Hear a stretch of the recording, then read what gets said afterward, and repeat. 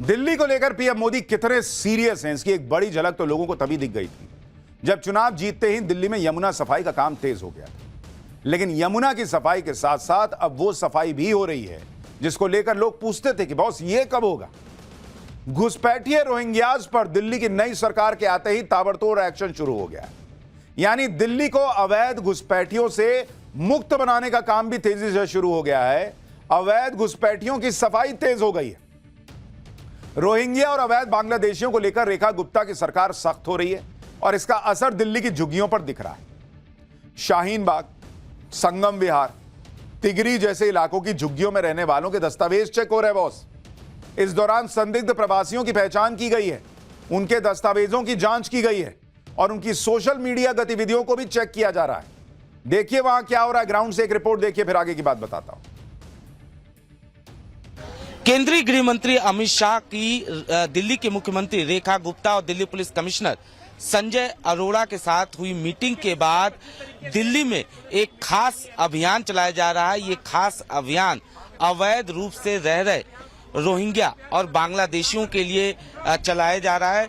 तस्वीरों के जरिए हम आपको दिखाएंगे। संगम विहार इलाके की ये तस्वीर है जहां पर आप साफ तौर पे देख सकते हैं किस तरीके से यहाँ पर ये ड्राइव चलाया जा रहा है।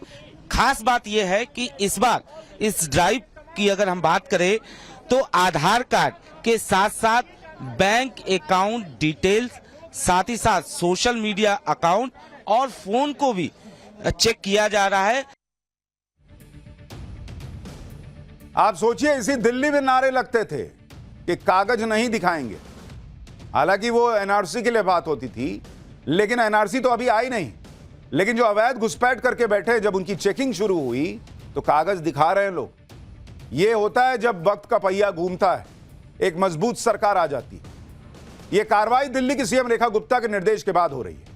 कुछ दिन पहले दिल्ली की मुख्यमंत्री रेखा गुप्ता और केंद्रीय गृह मंत्री अमित शाह की एक अहम बैठक हुई थी। बैठक में कानून व्यवस्था और रोहिंग्यास के मुद्दे पर चर्चा हुई थी। बैठक के बाद ही सीएम रेखा गुप्ता ने एक्शन का फैसला लिया था।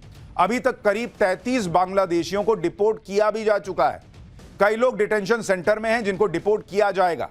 यानी दिल्ली में रोहिंग्या, जो घुसपैठिए रोहिंग्या हैं, इनकी एक बड़ी समस्या थी, उस पर अब दिल्ली में नई सरकार ने आते ताबड़तोड़ एक्शन शुरू कर दिया। सवाल यह है कि केजरीवाल ये नहीं कर सकते थे, क्यों नहीं किया केजरीवाल ने?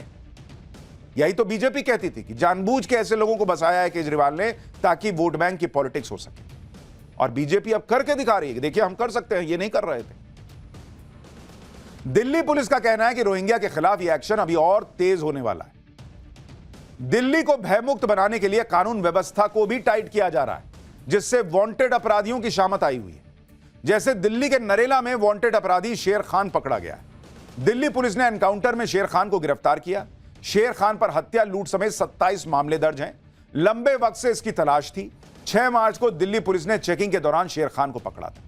यानी अवैध घुसपैठियों को निकालना, जो अपराधी अपराध कर रहे हैं उन पर एक्शन तेज करना, एनकाउंटर करना, यह भी दिल्ली में डबल इंजन की सरकार ने शुरू कर दिया। यह बीजेपी साबित कर रही है। दिल्ली में ताबड़तोड़ एक्शन इसलिए हो रहे हैं क्योंकि अब दिल्ली में डबल इंजन दौड़ रहा है। केंद्र और राज्य सरकारें मिलकर काम कर रही हैं। अब कंफ्यूजन कम और काम ज्यादा है। ये तो काम नहीं करने देते जी, ये वाला डायलॉग अब नहीं सुनाई दे रहा, क्योंकि पब्लिक भी पूछती थी शीश महल बनाने में एलजी बनाने देते हैं और कानून व्यवस्था की बात देखनी हो तो एलजी और होम मिनिस्टर काम नहीं करने देते हैं। और यही केजरीवाल शीला दीक्षित को कहते थे कि दिल्ली की मुख्यमंत्री के पास लॉ एंड ऑर्डर नहीं है तो क्या हुआ, वो कर सकती हैं बहुत कुछ, लेकिन जब खुद की बारी आई तो कुछ नहीं किया। आप देखिए, दिल्ली की कानून व्यवस्था को टाइट करने के लिए खुद दिल्ली के पुलिस कमिश्नर 3 दिन पहले रात में गश्त लगा रहे थे। ये दिल्ली के पुलिस कमिश्नर हैं जो रात में निकले गश्त लगाने की, देखें जरा क्या व्यवस्था है। अपने आप मामला टाइट हो गया।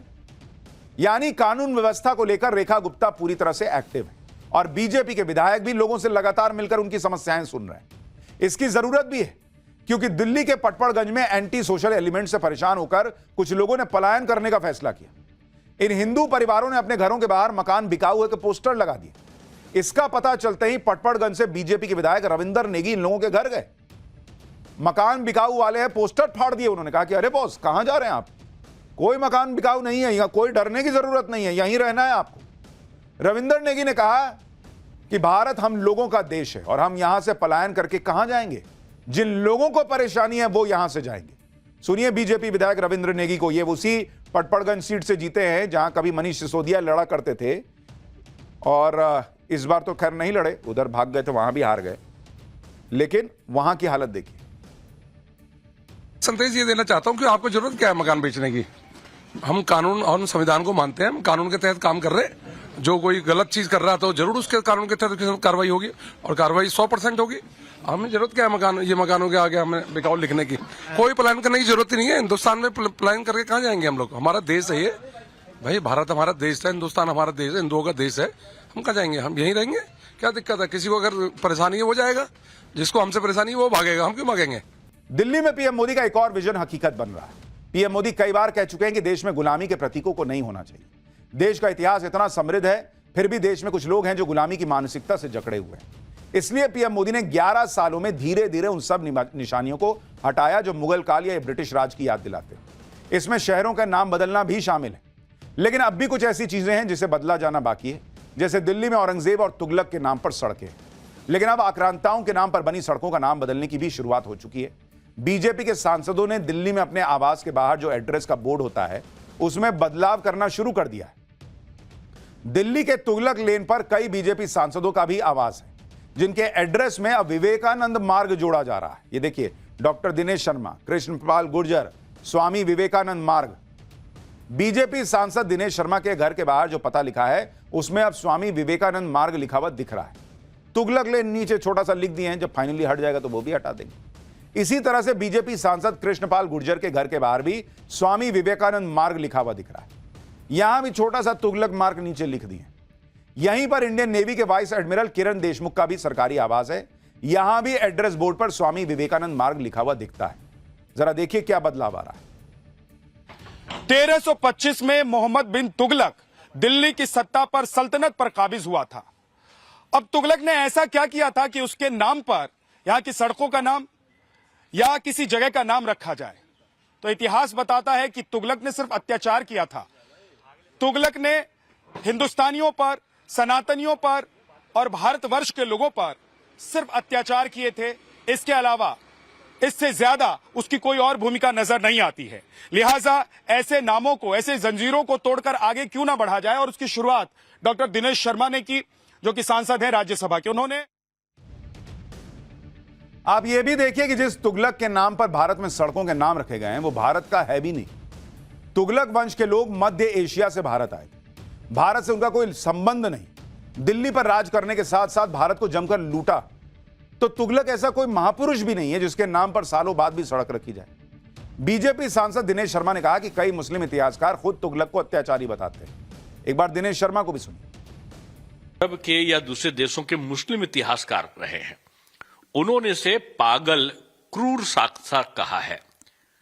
और क्रूर शासक का मतलब यह था इसने तमाम गैर जो मुस्लिम थे उनके साथ में जो इनका व्यवहार था वो अलग तरीके का था, और अपने लोगों के साथ भी इसका अत्याचार का क्रम था वो कम नहीं था। तमाम मुस्लिम वर्ग ने ही इसका विरोध बड़े पैमाने पर किया।